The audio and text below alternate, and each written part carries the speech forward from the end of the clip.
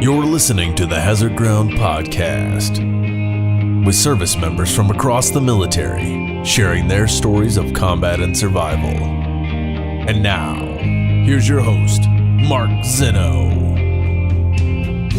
Welcome into the Hazard Ground Podcast. As always, appreciate you guys being part of the program. This week's guest is one of a lifetime of service story, but his beginning was in the military as a West Point graduate and serving over in Germany. And after his military career, has gone on to work for some of the most incredible organizations, including the Arthur Blank Family Foundation, where he is now the CEO. You actually are our first CEO on the podcast, and it is Steve Cannon joining the program. Steve, welcome. Thank you for being here. Mark, great to be here.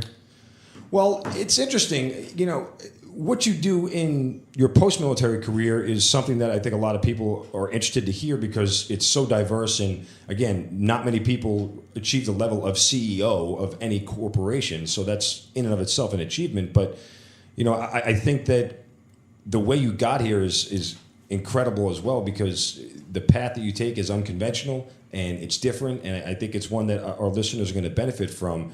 But first, tell us how you got into the military and, why West Point and all that. Well, it's funny. As you look back, things sort of line up, but looking forward, a very unpredictable path. When I was getting out of college, I went to regular college first. I didn't go right into West Point. I don't come from a military family, so I wasn't predestined to go to West Point. In fact, I lived maybe 45 miles from West Point, and it wasn't even on my radar screen when I graduated from high school. Went off to William & Mary on a wrestling scholarship, and that didn't work. You had a funny year there, and it just wasn't the right fit for me.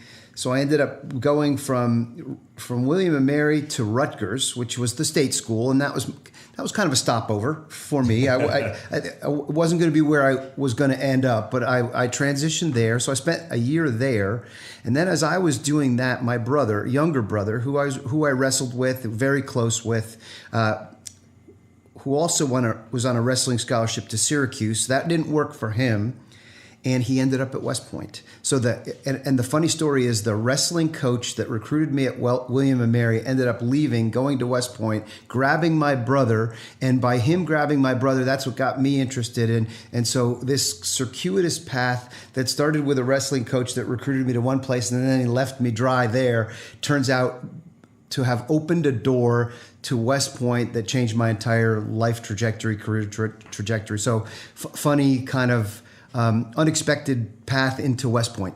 When you get to West Point, though, what's your mindset? Are you like, I'm out of my element here, I don't belong here, or did it just naturally fit for you? West Point was for me a supreme challenge, and I saw what my brother was doing, and it captivated my imagination. He was firing tanks at Fort Knox. He was rappelling down cliffs. He was out in the woods doing crazy, crazy things. So even though military wasn't part of my background, didn't have very many family members or role models that I could point to, suddenly my younger brother is at West Point coming back with these amazing stories about beast barracks and some hazing stories, and just funny, made me laugh. It just intrigued me. And I kind of weighed that against my experience, and I felt like the college experience for me was fun, but it wasn't all that challenging. And I'm a guy that leans into challenge. So I looked at that and I said, epic adventure that opens up kind of service to country, but then being stationed around the globe. Suddenly I weighed that against being in a fraternity, and that seemed like a small thing to do. So I ended up deciding to go that route, applied to West Point, and I ended up being at West Point with my brother Mark, who was my best friend at West Point while we were there, and ended up being in the same company. So I had a friend, I had a training buddy on the wrestling mats, and I had a mutual support system, so that as we both went through the trials and tribulations at West Point, and there were many, and you hit these low points, and you need to lean on your buddies and your friends in order to just make it through. I had a brother there, so that made it particularly impactful for me. When you look back at your time at West Point, I asked this to all West Point guys because I'm an ROTC guy. So for me, I enjoyed college, and I always looked at West Point as I'm going to get the same paycheck the day I get a commission that you are. So when you look back on it, what stands out to you as the memorable part, or what do you take from West Point now that you kind of still apply today?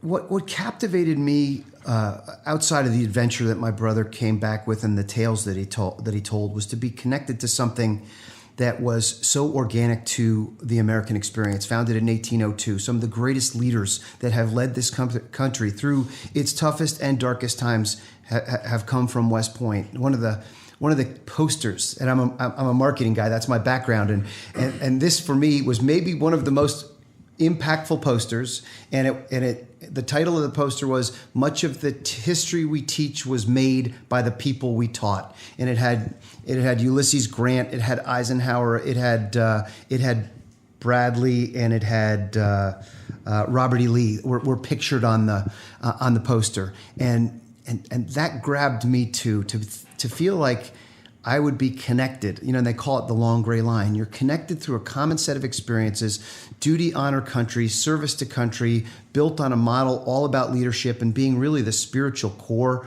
of the officer and the Army. All of that was the experience that I was signing on for and buying into. And honestly, it's something that's never left. It sounds a little corny, but for all of us that have gone through that shared experience, and all we wanted to do was graduate when we were getting through it. But as you look back on the things that you took away, they all become more important in the rearview mirror, and you realize, wow, that's who I am. That 4 years that I spent there, the bonds that I made there, the leadership lessons that were the seeds that were planted there, they've driven me since I left that institution in 1986. Well, and that's the reason I asked that question of all the West Point cadets is because they seem to echo that same sentiment. I mean, I look back on my 4 years in college. As my 4 years in college, ROTC was kind of an ancillary thing, and the byproduct of it was a commission that I have now served for a long time. But I look at college just as the generic experience of college, and ROTC was mixed in there. I think West Point cadets kind of look at it the other way around, that it's West Point and college is the byproduct of being at West Point. That's exactly and right. You kind of carry that with you. I got a Bachelor of Science in Economics, but I went to West Point, right. And I had a West Point experience that is 100% unique from all the other college experiences there.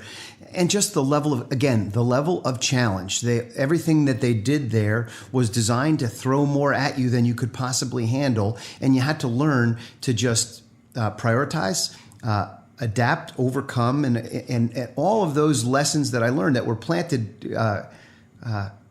You realize I've been living with them ever since. So as you learn to get comfortable in uncomfortable situations, you just naturally prioritize things. It's not like, okay, let's stop and prioritize. These things happen more naturally. And I've just found that the skill sets that were there, not the scholastic skill sets, but the skill sets of leadership and adaptation and prioritization, all those things have been the most important byproducts of that experience. So you said it was 1986 when you graduated. Okay, now what branch did you end up going into? I was a field artillery officer. Okay. Was that by choice, or is that what you wanted to do, or that's kind of how they handed it to you? No, I was near the top of my class, so I got to choose. Everything got ranked at West Point, yeah. and then based on your rank, determined whether you got to. You didn't have to get all bashful when you said you were at the top of your class. You got kind of all bashful. No. I was a good cadet. I was a regimental commander. I had one of the top 5 leadership positions at West Point. That was pretty cool. So I got to live the full experience. So I chose field artillery. I wanted to go combat arms. Different Army back then, different experience. Yeah. Pre 9/11, I lived pre 9/11, pre Gulf War. Pre-Gulf War. Pre-Gulf War. I lived. I lived the end of the Cold War, and that was my experience. So, field artillery officer, did my time at Fort Sill, my officer basic training, went to Ranger School. Kind of wanted to make sure I did the full range, and once again lean into the challenge. So not many artillery slots available for Ranger School, so I had to compete with all the other artillery officers to get one of the coveted slots to go to Ranger School. So I managed to get a slot there, and came to Georgia and had some of my toughest days here in this great state that started at Camp Derby Camp Darby and went through Dahlonega and the mountain phase of Ranger School, and it was in February and March. So I went to Winter Ranger School, and it was the toughest 60 days of my life. I mean, it was one of those that you just takes you to places that you never even thought you could go. And that's been another sort of unexpected advantage. And the way I like to articulate what Ranger School has given to me, as a civilian now and as a CEO is I feel like I've got an extra gear because I've gone to a place having to had pushed myself mentally and physically through not eating, through not sleeping, through just constant duress and stress. It takes you to places that 99.99% of the population never, ever, ever go. So knowing that I've been there and I made it through and was able to push one step at a time, because then at some points it was literally one boot in front of the other when every fiber of your being said, I want to quit. I want to stop doing what I'm doing because this is insane. But you get through it, and it gives you a level of strength and a gear that has served me really, really well. It's interesting because we'll step away from your career path here, but you bring up an interesting point. When you get into the civilian world and you have that gear, I mean, people know you're in the military or know you came from a military background, but they don't understand that. Military people understand it. You wear that tab and people see it and they go, okay, yeah, that guy, that gal, they're squared away.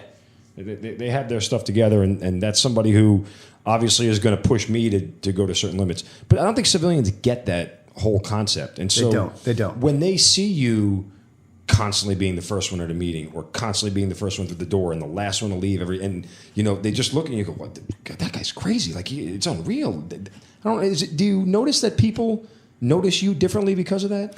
They notice and they appreciate it. And kind of the lead by example, the lead, follow, get the hell out of the way kind of mantra that is ingrained in kind of a Ranger esprit. They notice it. They notice it in bearing. They notice how you comport yourself. They do notice when you're first in and last out. And so those little things, and those things get ingrained in you. When we do it in a corporate setting, we have lunch. I eat last. It's just because I put the troops go first, and that's not typical. Generally, the leaders jump to the front of the line. Generally, you get handled too much as you move up the corporate ladder. You sometimes get spoiled, and I avoid that stuff like the plague, because those little steps where suddenly your handlers are doing things for you or opening doors for you or setting your plate for you, it removes you from the experience of the people that you lead. And the bigger the distance that you've got between your experience and the experience of the people that ultimately you lead, in that gap, in that distance, for me has always defined risk. And I try to avoid that like the plague and keep the feet planted firmly on the ground. Remember that it's that as a leader, you're a servant. You're a servant to the organization. They come first, and my job is to make them successful. And if I can make those people successful, my success will be a byproduct of that. We have somehow in the civilian world, we've created rock star CEOs where they're bigger, better, bolder, smarter, faster than everybody else. And that is just flat out not true. They might preside over a period of success in the organization, but that period of success, and we want to attribute that all to them? No, attribute it to the people that they serve. But sometimes we forget, and we lavish them with perks and handling and compensation. And all those things tend to do is isolate people in key leadership positions from the people that they lead. And again, that leads to risk. Well, I think it's lucid and perfectly said, because as we record this on December 1st, we hear in the news of what's going on with all these men in power and how they abuse it and how they take advantage of it. And it's that distance that you talk about that they've created from everybody that allows them to think that, someone's setting my table, someone's opening my door, someone's grabbing my car, someone's picking up my laundry, that people are just at your beck and call. And that distance that you've created, and it removes humility. And I think when you put on a uniform, and we talk about this a lot, combat humbles us all. I mean, we're all the same. The bullet goes through my chest the way it does everybody else's. It doesn't matter what you have done through, whether you wear a Ranger tab, SF tab, or whatever. So we all understand that, and that is missing from the civilian world. And I think really that is something that, when we see what happens in the civilian world and the abuses of power and things of that nature, that's why it's so much harder to deal with when the abuses of power happen in our organization. Yeah, because we don't expect it. I had a lesson. I got it early. It stuck with me. I can remember it as clearly as if it happened yesterday. My first job out of the Army, I was assistant to the head of a big division in Germany for a company that I left very quickly. I had a short stay there because of what I saw. So the managing director comes in from Switzerland, and in our building, in the lobby, there were 2 elevators. And when he was in town, he forbade anyone from using that one elevator. So all the other associates in the building, in this 10-story building, had to crowd into the one elevator because he didn't want to make any of the interim stops. He didn't want to be inconvenienced. So that was off limits when managing director. And I thought, holy mackerel, what thought process goes on inside of a leader's head to say that I am too busy, too important to take a elevator ride up a couple of floors with some of the people that I'm responsible for, where I might have to talk to them. I might have to smile and say hello to them, and I might be able to share a moment of experience together. If you have isolated yourself to that point, then you you have lost all perspective. So that was an immediate lesson that I got, and I tucked it in my leadership kit. I mean, I carry a kit with me like you do, and you learn lessons, positive and negative, from the examples and the role models that you confront. And that was one of the examples that has stayed with me. And I've promised myself, as you move through and up the corporate ladder, to keep the ego intact, to keep the humility intact, to understand that I am no better than anybody else. I have a bigger responsibility because now I get to take care of, create the conditions, create the culture, help influence the value system within an organization. That's really, really critical, important stuff. And you cannot do it effectively if you have isolated yourself from the people that you lead, right? Beautiful. Perfectly said. All right, let's get back to, you finish Ranger School. You end up in Germany with your first assignment. What are you doing? What year is it? Kind of give me the background. 1987. I'm on my way to Bindblock, Germany, 2nd Armored Cavalry Regiment as an artillery officer in a Cav squadron. There were 2 Cav squadrons that were positioned in Germany: the 11th ACR, the Black Horse Regiment, and the 2nd ACR, Toujours Prêt. They were both this combined arms group that were positioned in the high-speed avenues of approach from east into west. So again, we were fighting the Cold War. Yeah, this is interesting. I'm sorry to cut you off, but we haven't had anybody really talk about the Cold War on the podcast, and I'm wondering, when you say you get to Germany, and I'm thinking the Berlin Wall falls in '89, right? And so you are there at kind of near, I don't want to say the height of the tension, but it's a tense environment, right? But as we got there in 1987, there wasn't an inkling that the wall would be coming down. Right, okay. That happened so quickly that it's almost amazing that it happened, number one, peacefully, but to see 40 years, the tectonic plates of 40 years of the Cold War shift as quickly as they did, and to have been there right on the front lines of that experience was really neat and unique and memorable. So our job was to patrol a sector of the East German Czechoslovakian border as we fought the General Defense Plan, the Cold War plan, which essentially was back then trade space for time. Everything was about just if there was to be an attack from Russia or East Germany or Czechoslovakia, you have to just slow that until the Army and our military can mobilize from the United States over to Germany. So essentially, our mission was to slow the advance, fall back, trade space for time, that time to allow the forces from the United States. So that was the General Defense Plan. And when you kind of look at it, we gave the East and Russia maybe more credit than they were due, because I spent some time after the military in some of those barracks throughout East Germany, looking at the kind of conditions that they were in. So this was not the same kind of military, and obviously a lot of that was validated when we went head on against those systems in the first Gulf War.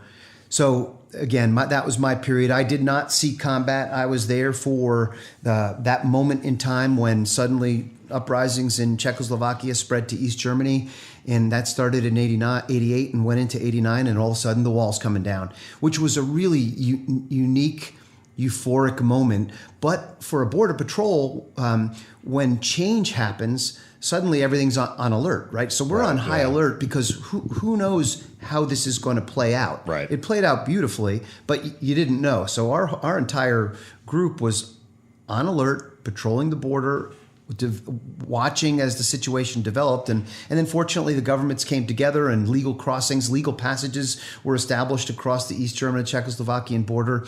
And then it changed from tense environment to almost celebratory environment, and to be again on the front of that as families and friends were reunited and a country was reunited.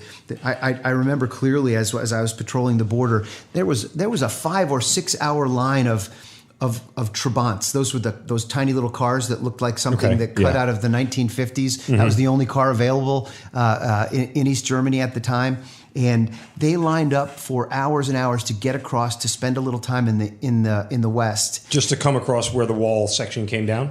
That's exactly right. Wow. And interestingly, the West German government gave 100 German marks. It was called welcome money, Begrüßungsgeld, in Germany, to say welcome, to almost note this historic moment. So each citizen from East Germany came across, got 100 marks that was burning a hole in their pockets. And there was a lot of pent-up demand after 40 years of communism. So our town in Bayreuth, for the period of 6 weeks, was invaded. Those Trabants, those little cars, were parked everywhere on sidewalks. And they came in with their money, and they bought up every bar of chocolate, every orange, every banana, all the things that were not available to them for so many years. And we heard some carping and complaining from citizens of the West Germans but for the most part, it was, wow, this is historic, this is unbelievable. And to see this reunification up close and personal, really cool. When you talk about patrolling a wall, and forgive the lack of kind of perception here of this whole thing, but you just get this vision that you're walking along this brick wall, and you're wondering what's on the other side of it. I mean, I feel like I'm talking to like Jack Nicholson, A Few Good Men, and there's 4,000 Cubans on the other side trying to kill me because there's a wall there. Like, what's that mentally like day in and day out? Do you get complacent? I mean, do you wonder what's on the other side? Does anybody want to go over and take a peek? Oh, a huge. We were absolutely fascinated and trying to imagine what was going on the other side of that wall, because honestly, it felt like you were looking through a looking glass, but inverted. It's almost like I was looking back through time, because the factories, the state of infrastructure, the cars, it looked like technology from the 1950s. And here we are in the 1980s with modern cars and Mercedes-Benz and BMWs and Audis, and a level of technology that people were living with that was so far distant from the experience that you were looking at just across the border. And that border was a wall, and then it was concertina wire, and then it was minefield. It was an interest, it was obviously, it was real. And with guard towers, that was part of the wall. But one town in our sector, I think the town was Müdlereuth. The town was literally bisected. By the center of the town, the wall came through, almost like Berlin. Think of it as a mini Berlin. But we heard stories of families whose parents or uncles went to work that day, who happened to be in the east part of the city. Wall comes up, and those families were then separated for a generation. So it was really very real in that little town, where you got the sense that, wow, this was just something that came up. It came up as fast as it did, and it cut a swath across Germany, and it cut a swath across families and lives and connections. It was something. You said it happened very quickly. Was it like a single day that it all happened in, or a couple days? Can you kind of recount what you remember until the wall actually came down? Yeah, it was a period of months where tensions You remember the famous Mr. Gorbachev tear down. Yeah, I was this young at this wall. point in time, Steve. I mean, Yeah. you look great for your age, but,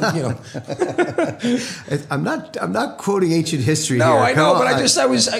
I remember Mr. Gorbachev tear down that wall from Reagan, but because it was a huge news event. Yeah. But I was under 10 years old at the time. I mean,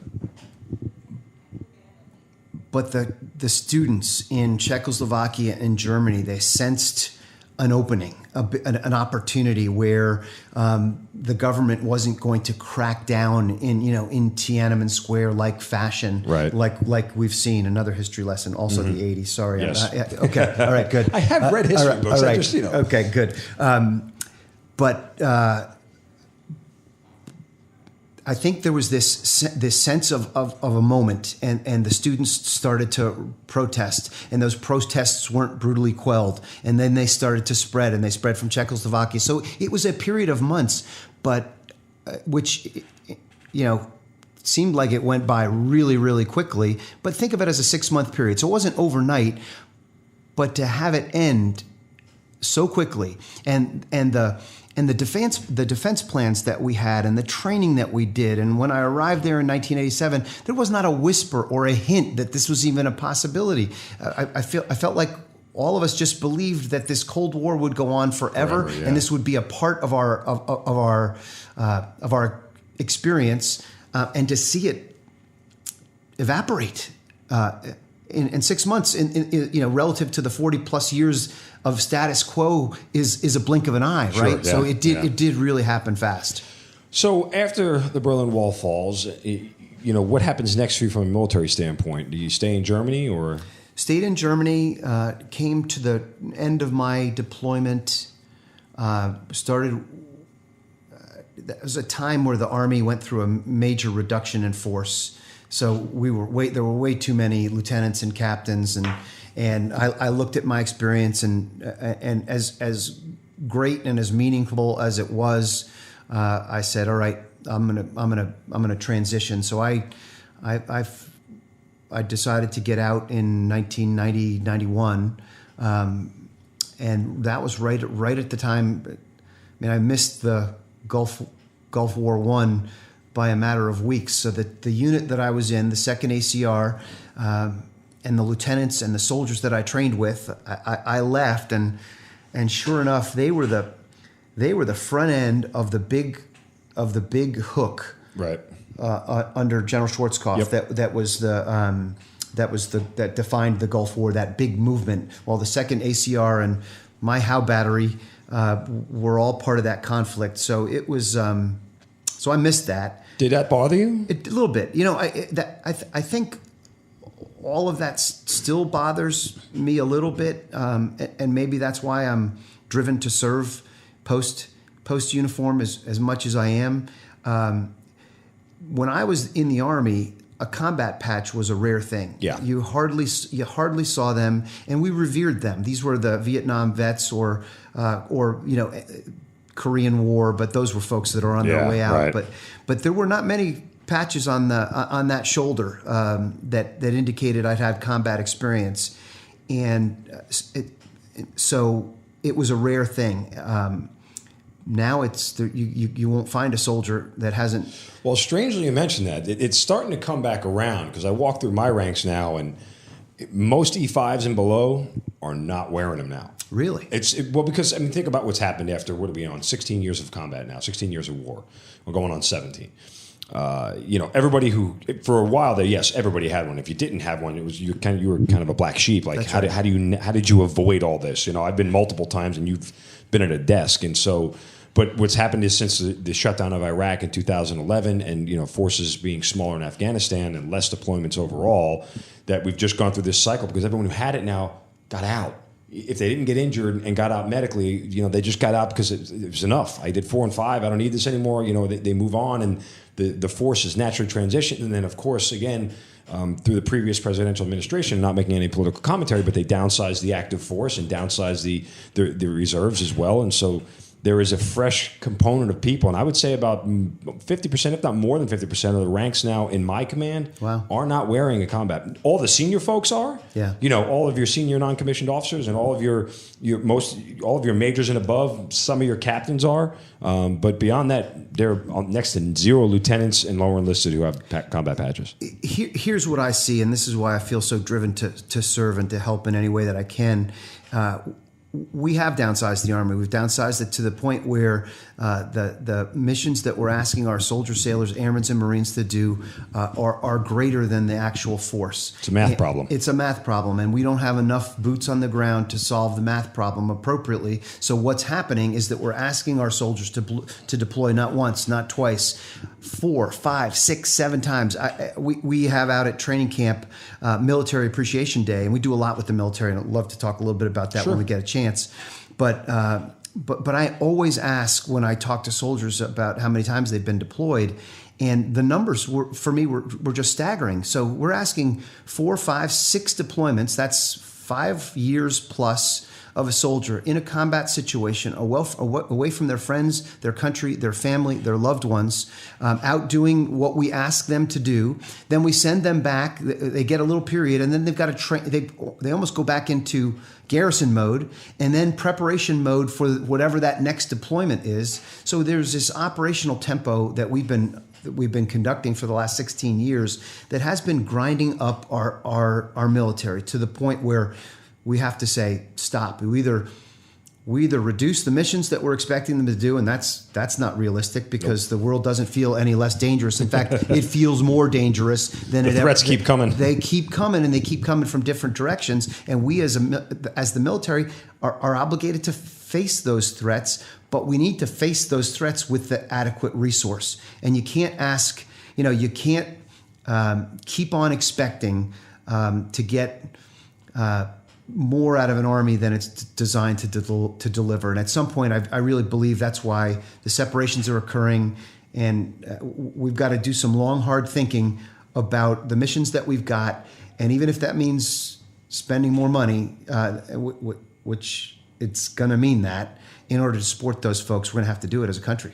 Yeah, and I mean, without getting into a political dissertation here, there's also a sense of sometimes military leaders need to learn to say no. Like, hey, we're not ready for this right now. I understand what you want to do. When threats happen, they happen, but there is reaction and there's overreaction, and then there's state of readiness and all those things that you put in the pot and you try to figure out what it is. But some of our senior leaders need to tell political folks that we need to kind of a reset. We need to kind of recharge our batteries here for a little bit. So whatever you can do to take stuff off our plate, that would be great, because that would benefit us in the long run. Let us get rearmed, refit, re-strength, and everything else, and come back a better force. Because as you said, we've been at this for so long right now. It's almost like our tank never gets back to full. You only get to about 75%, and it just starts lowering back down again. It's a tough spot. So given that dynamic that's played out over the last 16 years, I mean, here's what I feel. We are now at war for 16 years. And if you think about it, the longest period, that's the longest that we've ever as a nation been in continuous combat. 250 years. So we have done some, we're in uncharted territory, and the consequences to our soldiers, sailors, airmen, and Marines in terms of the impact on their lives and on their psyches and on their bodies and their souls is profound. It's generational in its impact. So think of the long tail consequences of what we're going through. This is generational. We're going to be living with the consequences of this for 30 or 40 plus years. And I really do believe that if we send our soldiers into harm's way, we better find a way to take care of them on the way back, and that's kind of the space that I'm trying to help, to occupy, to provide leadership for in a couple different ways. I want to get to this, so let's bring us back to where it is when you get off active duty. You start to transition into the civilian world. What are you going to do? Do you know what you want to do? How does this all come about? I needed to get a job. I had a son and I had a wife, and I needed a paycheck. So for me, it was about getting out, doing interviews. I wish I could say I had a perfect vision of what I wanted to do, but I went out. I cast a wide net, and the best and neatest opportunity was to be the chief of staff to this president and CEO for Mercedes-Benz of North America, and that was the job that I took. A pretty cool job, and ironically, I went to sign my papers to out-process out of the Army at a place called Kelly Barracks in Stuttgart, Germany, and drove right past the shiny global headquarters for Mercedes-Benz. and who knew that 3 months later, after I'd gotten back to the States and gone through my job search process, that I ended up working for that How company. did you find the job? Did a recruiter help you? I mean, that's not easy. It was a recruiter. So a recruiter that worked with Academy graduates, and it just so happened that in the HR department at Mercedes-Benz of North America was a Naval Academy grad, and he saw the West Point experience, and the CEO, a wonderful German fella named Eric Krumpe. He loved the military background, the West Point background, the leadership. I spoke German, so I spent my time while I was over there and applied myself so that I could come back with something other than tall stories. So I learned the language. So I understood the culture and the language. He said, "You don't know the car business. That's okay with me. I'll teach you that." And I started with Mercedes-Benz. Okay, so not a bad company to start for, and I'm sure that the fringe Benz, you had to drive a Benz after the fact to work every day, right? Did you get one? Tried it. I traded in a Humvee for a Mercedes-Benz, which was a bad deal. Which was a nice trade. Not a bad upgrade. I kept pitching myself, thinking, "Wow, is this my experience?" But, now, when you start working for a CEO, it's got to be an awesome experience. But did you ever start to think that, hey, I want to be a CEO? Like, is that where it comes from? I said to myself, wow, I want to be that. And just because you always set out a big challenge, right? Sure. Here I am working for the CEO, and it was a great and challenging job.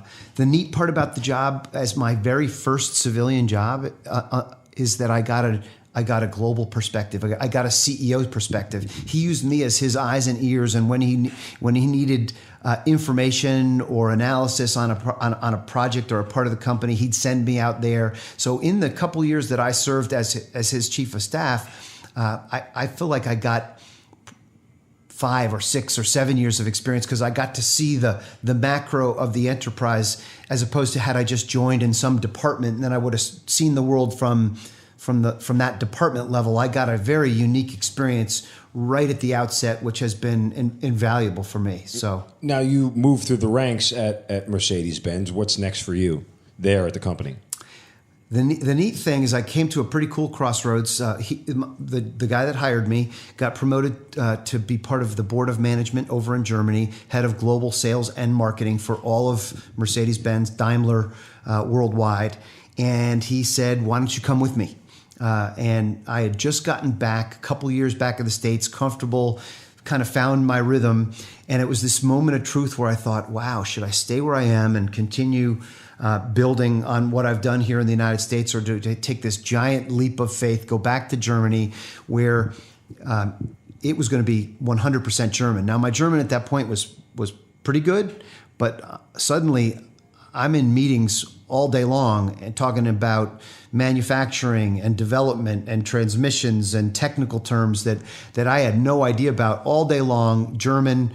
So it represented a massive move out of my comfort zone. And that's been another one of my lessons that I tell my kids and everybody who will listen to me, is that when those opportunities to stretch you, where you feel like I've got an opportunity to stay where I am or jump out into the unknown, into that sort of zone of discomfort, make those moves, because I really do believe that's where growth happens. Growth does not happen when you're comfortable. Growth happens when you're uncomfortable. And that was a really uncomfortable move, but it ended up being, if I could point to that one decision I made in my whole career, that decision to go to Germany set up a trajectory that leads me to where I am today. And had I not done that, had I stayed in my comfort zone, who knows? But great things happened after that. Okay, so how do you ultimately end up here at the Arthur Blank Family Foundation? So neat thing, I'm over in Germany. Germany decides for the very first time to build a manufacturing plant outside of Germany. They decided for the United States, and there I am, the lone American who spoke German, who was right there at a moment where they decided to go back to the United States. So I'm employee 1, American number 1 in a small skunkworks team designed to be the first to build a manufacturing plant. I was part of the team that selected Alabama and Birmingham as the manufacturing location for what would be ultimately now a $10 billion investment. It was back then $2 billion investment for a manufacturing plant. So I got connected to a project that was incredible in its scope. The amount of experience that I got from development to manufacturing to marketing were all things, invaluable experiences that I got over that 5-6 year period. But again, never would have happened had I not been that lone American on the spot when the board decided to move to the United States. And it all came from that decision to jump out of the comfort zone and move back over to Stuttgart. So it was a great moment. So I did that. That's not long left. Launched the very first product from made in America. It was the M class, made North American Truck of the Year in 1990. It's like an extra baby for you. It was like a child. It was. I got to live it. I got to live something from first design drawing to first product rolling off the assembly line. It was a neat project to see something all the way through, and then I thought, well, how do you top this? Like, what's next? Took a job in our financial services group. That's when the Daimler merger took place, Daimler Chrysler merger, and that was a moment where I left the company. Didn't like the leadership. I saw some things that from a leadership standpoint, I said, wow. Second time in your career you've had this epiphany. Yeah, well, absolutely. Really negative experience. I said to myself, if that's what senior leadership represents, I can't be part of this company. So I left the company, and I went out into to a big ad agency in Dallas, Texas, called the Richards Group. Stan Richards, an incredible guy, learned an amazing amount. He's in the Advertising Hall of Fame. Learned a bunch of things that played into my marketing background. So I learned a lot there. Fast forward. The merger failed. It was a spectacular failure. They demerged.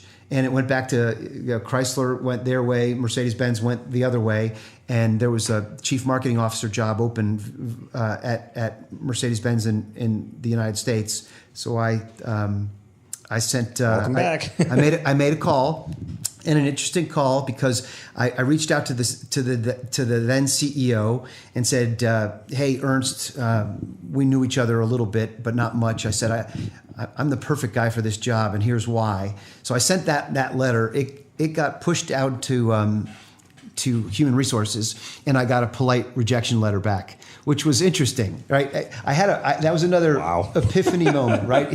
Here I got this rejection letter. Yes, we're going another way, and we've hired a recruiter. Blah blah blah. Anyway, I had a moment where I could have just said, well, to heck with them. They don't know what they're missing. But I overcame my ego, and I said, I'm not going to let that be the final word. So I called a number of people who I still knew and had contact with at Mercedes-Benz, and I said, I want you to call this guy and tell him about my background and who I am and the kind of guy that I am, and in the hopes that he'd take a meeting. And I knew, look, if I get a meeting and then I still get the rejection, then I'm fine. At least I've had the opportunity to tell my story, to make my case. But to get an email of rejection before I've had that opportunity was unacceptable. So I got the meeting, and I got the job a week later, which was another one of those wonderful, informative moments. And I've got that rejection letter framed, that I keep with me, and I tell that to my kids. If you don't get the right answer, it doesn't mean it's the final answer. And so I pushed through that, got the CMO job, did a pretty good job there, and then got the opportunity to be the CEO, and that led to where I am today. So does Arthur Blank himself give you a phone call and say, "Hey, I'd like you to come work for me"? No, again, serendipity, and chance plays a role in every corporate trajectory, and that's why I stay humble, because luck has to happen, fortune has to come together. Of course, you got to put yourself in the right opportunities, but an opportunity came up. I moved the headquarters together with our leadership team. We made a big, bold decision to say that New Jersey was our home for 50 years, but maybe that's not the right place to set up our next chapter for success for Mercedes-Benz in the United States. So we made the decision to relocate the corporate headquarters down to Georgia. That was quite a project and quite a process and an exciting move that I was thrilled to be a part of. And during that time, met Arthur Blank. Obviously, he's a leading citizen here. Sure, yeah. He was one of the first. We were Company X looking at Atlanta. And the economic development group paraded out Arthur to talk to us. He didn't know what company we were from because at that point it was confidential, and we had 4 or 5 sort of finalists that we were visiting other cities around the country that were candidates for our headquarters location. So Arthur shows up in jeans and a sport coat and just casually talks about Atlanta and Home Depot and the experience. And so that was a really neat moment. And where that was my first meeting with Arthur. Met him several other times. Fast forward, our head of marketing found that they were looking for a naming rights partner, and that fit perfectly into the wheelhouse of what Mercedes-Benz wanted to do. We wanted to be a central figure in Atlanta. We didn't want to just be in a corporate park on the outskirts. And so this amazing, iconic, design-driven building in the heart of Atlanta felt right in the wheelhouse of what Mercedes-Benz was trying to accomplish in relocating its headquarters. So the timing was absolutely perfect. But I never would have found out that Arthur Blank was looking for a CEO had I not had a catch-up dinner with a West Point classmate of mine. I'm in Connecticut. We're with our wives, and this was just a friend who I hadn't caught up with. And he was good friends with the vice chairman of Korn Ferry, who Arthur had retained to find his CEO. And it's not like CEO searches like this are public. I never would have found out about it. Right. And it would have quietly happened in the background until I would have found out that there was a brand new CEO for the very first time for Arthur Blank's portfolio of businesses. But for that dinner, I found out about it. He described the portfolio, which I wasn't even fully aware of, which is a PGA Tour Superstores, and it's the stadium, and it's the Atlanta United soccer franchise, and it's the Falcons, and it's a luxury guest ranch out in Montana called Mountain Sky. So as we talked over dinner, I started thinking, wow, what a neat opportunity. And I slept on it, and I called my West Point buddy the next day, and I said, hey, why don't you give me the phone number of that Korn Ferry guy? So that dinner led to a phone call, which led to a bunch of meetings, which led to me ultimately getting the opportunity of a lifetime to work for one of the most successful and iconic entrepreneurs in all of the United States. He built the second largest retailer on the planet, and he built it on a set of core values. And so to come to work for somebody like Arthur, who is as values driven as he is, because that's what motivates me. That's who I am as a leader. That's the school of leadership that I went to, servant leadership. We found a 100% fit from a value system standpoint, from a culture, from a chemistry standpoint. And that's what Arthur was looking for in a CEO. He said, look, I can look at your resume and I'm looking at, I know you've accomplished a bunch of things or you wouldn't be in the room with me. For me, it's about who you are and how you get things done as opposed to what you've accomplished. And after many, many meetings, in fact, lots of chemistry fits where I'd go off for lunch or dinner with Arthur, finally he made an offer, and now I'm 2 years into this new journey, which has been incredible. Is CEO the most impressive title that you've held outside of officer in the Army?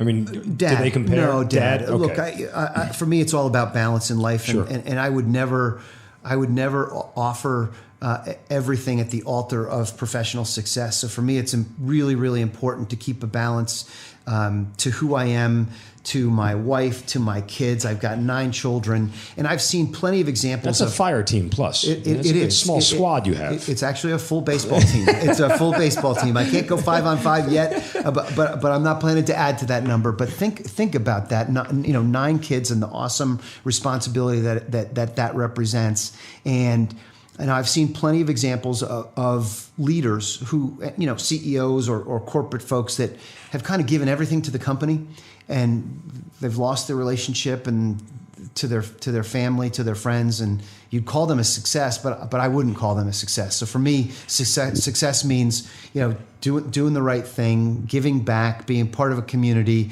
being part of a family, having a great set of friends. All of those things matter to me. And yes, commercial success, because I'm a competitive guy and I want to win too, but not at all costs. I'm not willing to sacrifice all of these other important things at the altar of commercial success. I do want to hit on one thing. It's a good point to transition. You talk about family and service and all the other stuff. You are actually also on the executive directors of the Johnny Mack Foundation, which is an incredible foundation. And we have so many veterans organizations out there. I always tell people, do your research, do your homework, find out which company aligns with the values and the things that you want to do. And I can tell you succinctly that this organization is at the top of the list of organizations that people want to donate. But tell us about the Johnny Mack Fund. Amazing journey. 2010, John McHugh, my classmate at West Point, he was the next company over from me. He was in D4, I was in C4, captain of our soccer team, and just one of the best people that you could know. Always had a smile on his face. Everything was positive. He's the kind of guy that lifted you up just by being associated, being near him.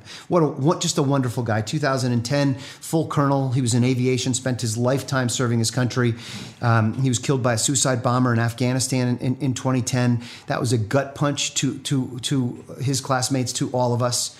And a small group started to take care of his family. He left behind a wife and 5 beautiful children. He was a really God-centered Christian family guy. That family meant everything for him. So we started to take care of his 5 children, golf fundraiser, personal contributions, just to make sure that those kids wouldn't fall through the cracks, and we'd take care of them. That evolved, and I remember this. Sat down with a classmate of mine named Tony Guzzi. He's the CEO of a Fortune 500 company.